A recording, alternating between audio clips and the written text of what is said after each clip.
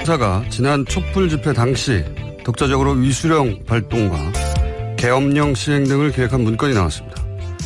초기에는 위수령을 발동하고 계엄령으로 확대해 기계화사단, 특전여단, 공수여단을 중요 시설에 투입하고 보도 검열로 언론을 통제, 시위 주동자의 SNS 폐쇄, 경찰과 국정원을 지휘해 주동자를 색출, 사법 처리한다는 작전으로 육군 승인만으로 실행하고 추후 별도 승인을 받는다는 겁니다. 이 모든 게 촛불 집회 초기가 아니라 헌재에서 탄핵 심리를 하던 작년 3월, 그러니까 탄핵 판결 직전에 작성된 겁니다.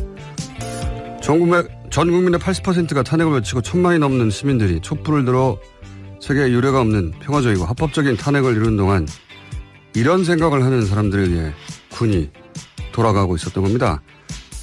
계획이 실제 실행되지는 않았다는 이유로 이들에게 앞으로도 계속해 군을 책임지라고 하는 게 말이 됩니까? 국민 세금으로 이런 사람들에게 급여를 주고 이들에게 무기를 맡기는 게 말이 되나요? 국방부는 이들을 철저히 수사해 법정에 세워주십시오. 김원준 생각이었습니다.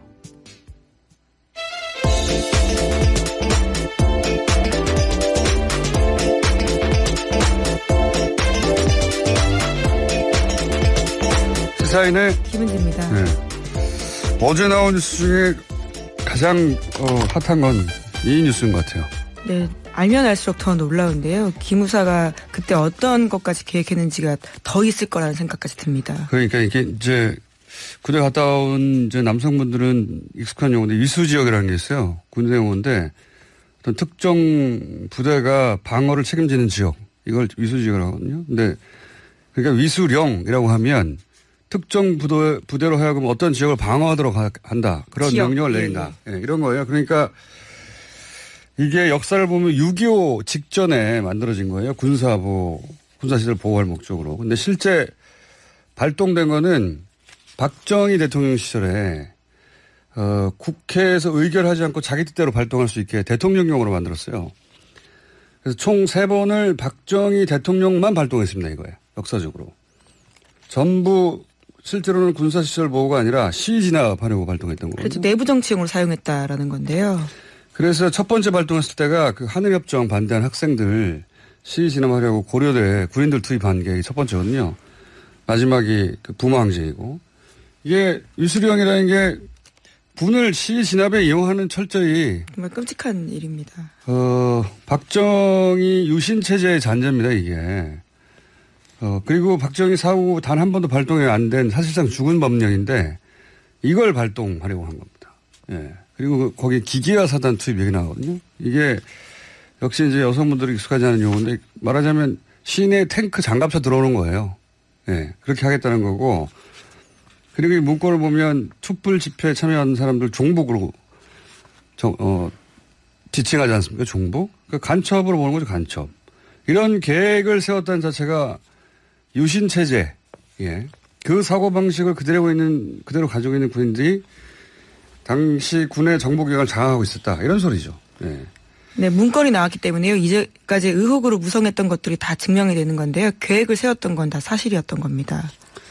그런 발상, 그러니까 실행이 안 됐다는 가지고 면책이 안 된다고 봅니다. 이건 전혀. 예, 그렇죠. 사실 헌법재판소에서 다른 결정이 나왔다면요. 당장 시행될 수 있는 내용들이었습니다. 당시 되돌아보면 추미애 대표가 당시 오늘 갑자기 계엄령 얘기를 하잖아요. 경고하겠다라면서 예. 그런 얘기를 했었는데요. 그때 당시 이제 청와대도 근거 없는 이야기라고 비난하고 종편 그때 종편 다시 한번 찾아보세요. 아니, 난리가 나요. 이게 말도 안 되는 소리라고. 근데 근거가 있는 이야기였던 겁니다, 이게. 내부적으로는 검토했다라는 건데요. 기무사가 이렇게 한 거는 당시 탄핵이 기각될 거라고 본 거죠. 네, 실제로 그렇습니다. 탄핵 기각을 염두에 두고요. 전망하고 그렇게 썼다라는 건데요.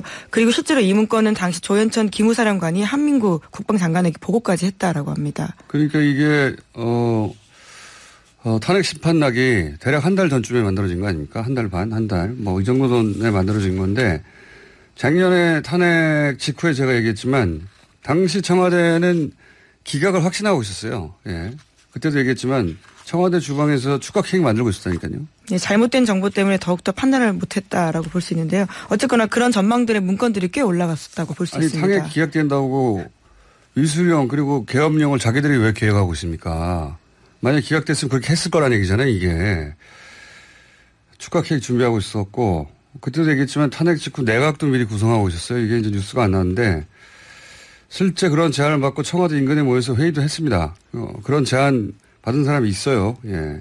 네, 이번 문건에도 보면요. 탄핵 심판 결과에 불복한 대규모 시위대가 서울 중심으로 집결해서 청와대 헌재 진입 점거를 시도할 수 있다는 식의 이야기가 있습니다.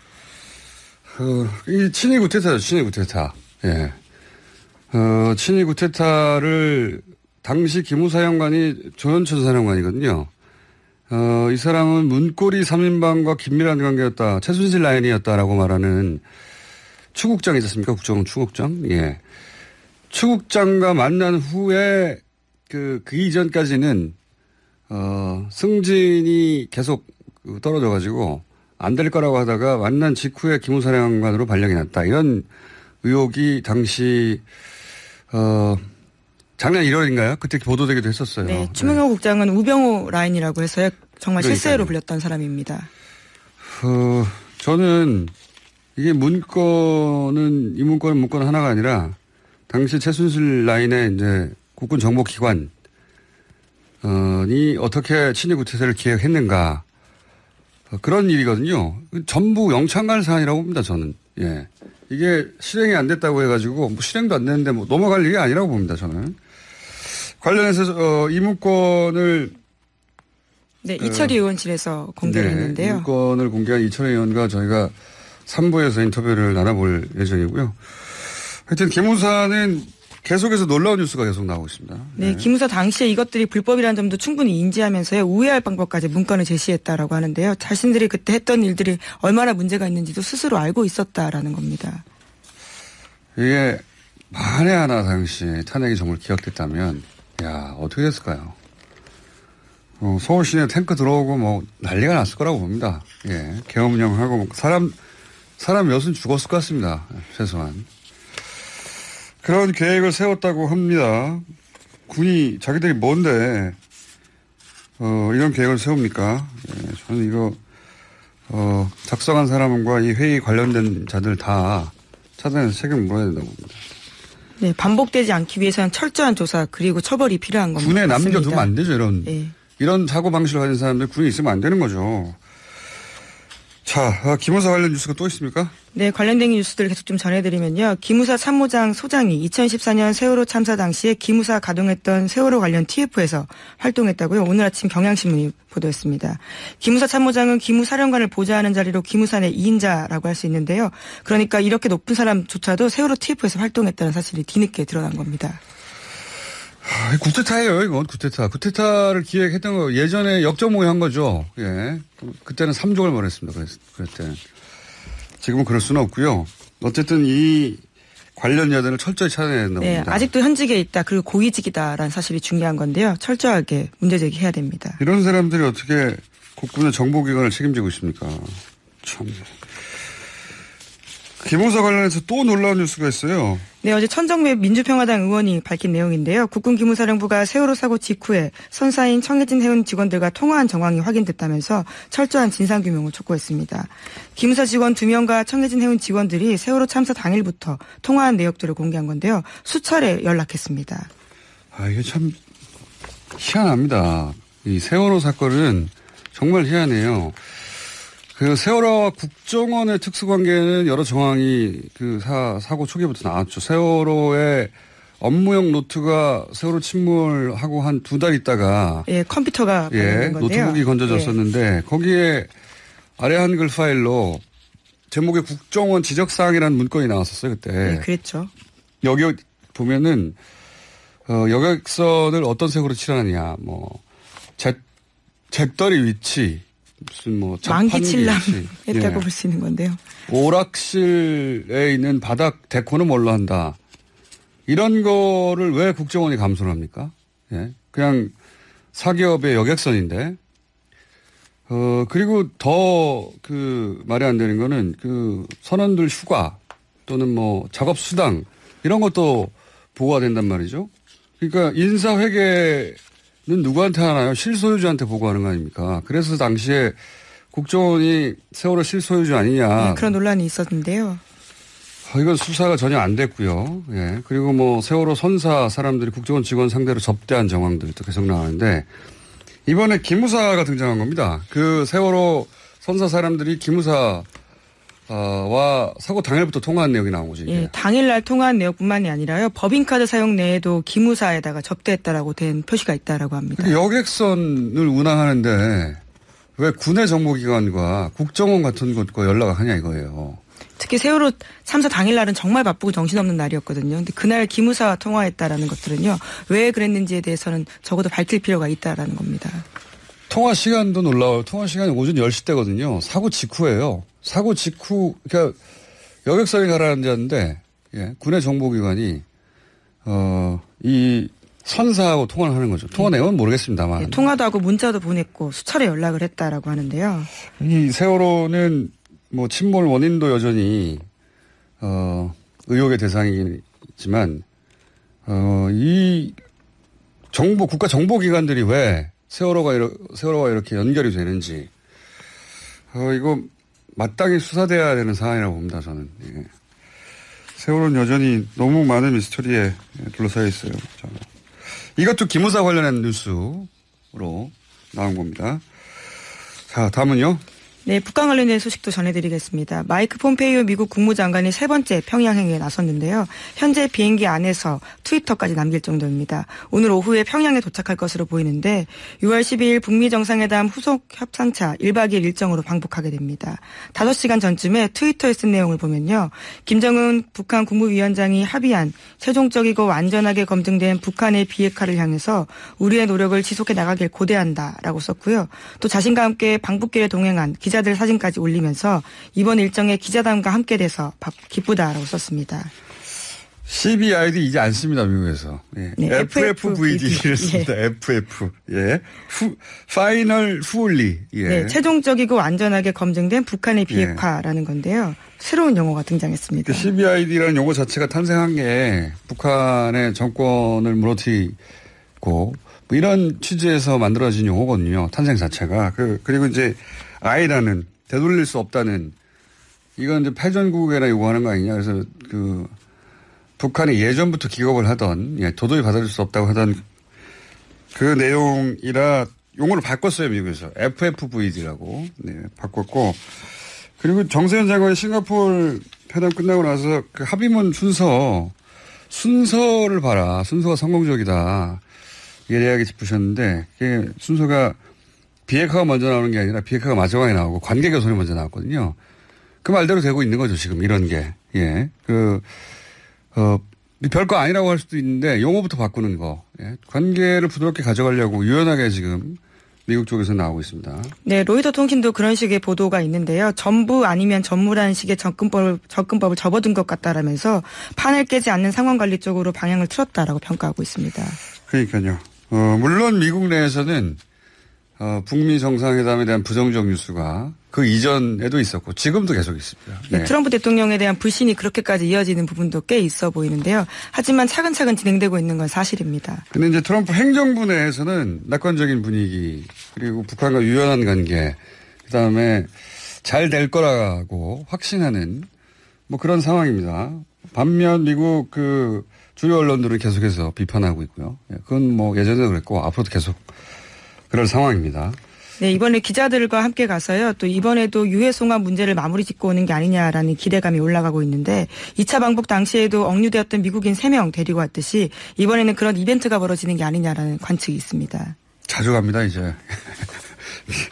국무장관이 올브라이트가 처음 갔었는데 그 대단한 뉴스였거든요. 예, 이제는 뭐 폼페오가 세 번째로 가는 거고요. 한 달에 한 번씩 가능하죠. 한 달에 한 번씩. 자고 오기까지 합니다. 자, 1박 하고 온다고 합니다. 그런데 그러면서 등장한 새로운 용어가 이제 CBID가 아닙니다. FFVD라고 미국 정부가 쓰기 시작했다. 자, 다음 뉴스는요. 네, 삼성 관련된 소식도 전해드리겠는데요. 삼성 바이오로직스 관련된 소식입니다. 금융위원회 산하 증권선물위원회가 삼성 바이오로직스의 회계처리 기준 위반 혐의와 관련해서 조치안 보완을 금융감독원에 요구했다라고 합니다. 하지만 금융감독원이 이를 수용하지 않겠다라고요. 오늘 아침 한겨레 신문이 보도했습니다. 그러니까 애초대로 금감원의 조치 원안을 두고 최종 의결을 하게 되는데 결과가 7월 18일에 나옵니다. 이게 어제 저희가 이제 김경률 회계사하고 짚었던 사안인데, 예. 이게 이제 기사를 읽어도 무슨 말인지 잘 몰라요. 잘 모르는데. 금감원 원안대로 간다라고 보면 될 텐데요. 이게 이제 무슨 의미냐면, 금융위에서, 상급기관이죠. 금융위에서 금감원에다가, 금감원은, 금융계의 검찰이라고 생각하시면 됩니다. 금감원에서 삼성 바이오로직스 분식회계에서 뻥튀기해서 범법행위한 거야. 라고 이제 말하자면 고발을 한 셈이죠. 그래서 그걸 이제 그 금융계의 판사들이라고 할 수 있는 최종적 결정을 이제 해야 되는 건데요. 거기서 지금 심의를 하고 있어요. 의논을 계속 하고 있는데 심의를 하다가 이 금감원에다가 요청을 한 겁니다. 2015년 것 문제가 된 게 2015년 거거든요. 그 장부 이전에 2012년 14년 사이의 장부도 그것도 포함해서 다시 고발하라고. 왜냐하면 그 권한을 금감원이 가지고 있는 거거든요. 법원에 검찰이 기소를 해야 법원이 일종의 공소장 변경을 그렇죠. 하라라는 건데요. 사건을 다루듯이 네. 금감위는 그걸 바꿀 수가 없으니까 금감원에다 바꾸라고 했는데 금감원이 거부한 거 굉장히 잘한 건데 왜냐하면 이게 왜 과거 거를 포함하라고 했느냐. 그 의도가 뭐냐면 예전에 잘못 장부를 작성했는데 그거를 나중에 고친 걸로 이렇게 해석하려고 하는 겁니다. 그러면 무슨 얘기냐면 고의로 뻥튀기 한 게 아니라 과거에 과실이 있었기 때문에 거죠. 그렇게 바꾸려고 하는 거예요. 그렇게 되면 어떻게 되느냐. 검찰 고발이 안 되는 거예요. 실수니까. 벌금을 받더라도. 개인적으로 대단한 잔머리라고 봅니다. 네. 근데 상급기관인 금융위에서 그걸 요구했는데 금감원이 싫다고 한 거예요. 예, 굉장히 이례적인 일이라고 이런 하는데요. 일은 없어요. 이례적인 일이라는 표현은 가끔은 있었어야 되는 거 아닙니까? 이런 일은 없어요. 박수 받을 일이다. 자신들이 애초에 문제 제기했던 것들이 맞다라는 강한 자신감을 보여줬다라고 할 수 있을 텐데요. 그리고 이 의도를 본 거죠. 바꾸라고 요구하는 의도. 그게 결국은 검찰 고발 없이 그냥 과실로 처리하려고 하는 거 아니냐. 일종의 봐주는 거 아니냐라고. 그렇죠. 거기에 대해서 그렇게 하면 안 된다고 금감원이 거부를 한 겁니다. 근데 이 바꿀 권한은 금감원에 있기 때문에 그냥 기존의 걸 가지고 해야 되는 거예요. 대단히 박수 받을 만한 일이고 금감원 홈페이지가 있나 모르겠는데 있긴 있겠죠. 아, 당연히 있죠. 자유 게시판이 있나 모르겠는데. 자유 게시판 가서 예, 칭찬 좀 해주십시오. 아, 정부기관은 아니고요. 예. 어쨌든 금융위가 그럼 결국 최종적으로 아마 이달 말쯤 나온다고 하는데 금융위가 일을 제대로 했느냐 아니냐 판가름은 삼성 사이버로직스를 검찰 고발하느냐 아니냐. 예, 바이오로직스. 네, 바이오로직스로 보면 될 것 같다. 지금 돌아가는 상황을 보니까 굉장히 중요한 뉴스인데 이 뉴스만 사실 뭐가 어떻게 되는 건지 잘 이해가 안 가서 다시 한번 해설해드립니다. 자, 다음은요. 네, 양승태 대법원의 재판 거래 의혹 관련해서 문건 내용이 또 나왔습니다. 어제 저녁 SBS가 보도한 내용인데요. 상고법원 설치를 위해서 국회 법사위를 상대로 로비를 벌이려 한 정황이 나온 겁니다. 특히 전북 익산을 지역구로 하는 당시 새정치민주연합 소속의 이춘석 의원을 공략할 방법으로 구체적인 사건 처리 과정에 개입할 필요성이 있다라고 언급돼 있는데요. 이 의원 지역구인 익산의 박경철 시장 선거법 위반 사건이 공략 포인트다라는 말과 함께 고등법원에 계류 중인 사건을 빨리 처리하지 말고 결정을 미룰 필요가 있다라고 적혀 있었다라고 합니다. 그러니까 특정 사건을 협상카드로 활용하자라는 취지의 이야기가 쓰여 있다라는 겁니다. 양승태 사법뿐 말이죠. 법원이 가진 고유한 권한이 있지 않습니까? 영장을 발부한다든가 재판 일정을 정한다든가 또 판결을 낸다든가 이런 그 사법부의 고유 권한 전체를 무기화했어요. 예. 그래서 이 문건 그대로 보자면 고등법원에 계류 중인 사건을 빨리 처리하지 말라고 한 거 아닙니까? 그러니까 의도적으로 미루거나 또 이전 문건에는 영장 발부에 관한 내용도 있었잖아요. 재판에 개입했다라고 볼 수밖에 없는 사안들입니다. 그러니까요. 예. 이건 재판을 밀고 땡기고 재판의 내용 혹은 영장의 발부 여부 등등을 전체를 다 활용했어요. 예. 네, 실행 여부는 나중에 좀 더 수사가 돼야지 확인할 수 있겠지만요. 이 자체를 활용하려고 했다는 것 자체가 아주 문제입니다. 신뢰성에 문제가 있거든요. 실행을 했는지는 검찰 수사가 이루어져야 그나마 밝혀질 수 있는 사안인데 생각해보면 실행도 안 할 걸 맨날 문서로 뭘 적습니까? 예. 법원행정처에서. 저는 양승태 전 대법원장은 사법 처리를 받게 될 것 같다. 점점 밝혀질수록, 예, 명백해지는 것 같습니다. 네. 우리가 그 의혹으로 가졌던 이 재판의 판결이 이상하다. 그럴 때마다 이제 사법부의 독립을 얘기했는데 사법부의 독립은 자기들이 철저히 무너뜨리고 있어요, 내부적으로. 더 이상 이렇게 된 상황에서 재판을 어떻게 신뢰할 수 있을까에 대한 문제 제기들이 나올 수밖에 없는데요. 시민들의 입장에서는 건건이 다 이제 의심할 수밖에 없는 겁니다. 그리고 그 당시 이 관련자들, 예. 그 책임에서 자유롭지 않은 판사들, 예. 그분들 여전히 사법부에 있을 거 아닙니까? 네, 문건을 작성했던 주요 판사들은요, 여전히 재판부에서 재판을 하고 있습니다. 그래서 최근에 영장 발부가 안 되는 사안, 삼성 관련해서 특히나 삼성 관련해서, 특히나 노조 파괴 관련해서 거의 대부분 영장이 기각되거든요. 네, 그에 대해서 검찰이 굉장히 강하게 반발한 바가 있는데요. 또 법원에서는 근거 없다라고 반박하고 있지만 법원 내에서도 부끄럽다는 말들이 나오고 있습니다. 신뢰를 잃었기 때문인데요. 법원은 항상 근거 없다고 그랬어요. 그런 의혹들에 대해서. 근거가 지금 마구 나오고 있는 거죠, 지금. 예. 이거 수사, 검찰이 법원을 상대로 수사하는 게 굉장히 부담스럽겠지만 아주 하드하게 수사해야 될 상황이라고 원칙대로 봅니다. 하면 됩니다. 정말 대단하네요. 양승태 사법부는 대단했네요. 자, 시간 관계상 하나 둘 정도. 네, 그러면 국회 특수활동비 사용 실태 관련된 문제 말씀드리겠는데요. 참여연대가 3년 정도 정보공개 소송한 끝에요. 겨우 나온 자료가 있습니다. 어제 그 내용들이 자세하게 공개가 됐는데 국회에 배정돼서 묻지마 예산으로 쓰이는 특활비가 매년 80억 원 안팎이었다라고 합니다. 심지어 수령인이 누군지조차 밝히지 않고 집행한 돈이요. 3년 동안 60억 가까이 된다라고 합니다. 저는 그 특수활동비 쓸 수 있다고 봅니다. 쓸 수 있다고 보는데 중요한 건 뭐냐. 그러면 그 내역이 확실하게 나와야 되죠. 그렇죠. 투명하게 공개되지 않았다라는 점에 대해서 문제 제기를 하고 있는 건데요. 이게 이제 그 누가 가져갔는지 없는 돈도 많고, 예. 그리고 예를 들어서 출장 가는데 8천만 원 가져가서 영수증이 하나도 없다. 이런 경우도 많거든요. 지금 그런 건들이 계속해서 나오고 있습니다. 깜깜이 사용 내역이 너무 많다라고 하는 건데요. 저는 국회에서 활동비가, 그러니까 국회 세비 외에 활동비가 필요하면 예산 책정해서 할 수 있다고 보는데 그러면 거기에 대해서 반드시 내역이 있어야 한다. 법안은 노회찬 의원은 아예 이거 없애버리자고 법안을 낸 것 같은데. 예, 아예 그런 내용인데 국회가 국가정보원이나 경찰처럼 기밀 요한을 수사활동하는 게 아니기 때문에요. 특활비 폐지가 필요하다라는 개정안도 낸 바가 있습니다. 아니 이거 가져가서 자기들이 용돈을 썼는지 어딘지 알 수가 없잖아요. 예. 그래서 저는 그 활동비 쓸 수 있다. 예. 국회의원들 세배를 줄이고 사람 숫자를 자꾸 줄이자고 그러는데 그게 아니라 돈을 많이 주고 제대로 활동하라고 해야 된다고 봅니다. 저는. 그런데 이런 게 문제인 거죠. 네, 네, 돈은 많은데 어떻게 썼는지 알 수가 없어요. 네, 지금까지 네. 특수활동비 사용 내역도요. 계속 공개하고 있지 않다가 소송 끝에 겨우 일부가 나온 거에 불과합니다. 자, 이 문제는 이제 한동안 계속 거론이 될 테고 다음 주는 저희 고정 출연하는 의원들에게 다 물어보겠습니다. 저 개인적으로는 쓸 수 있다. 쓸 수 있는데 내역은 확실해라. 이런 입장인데. 오늘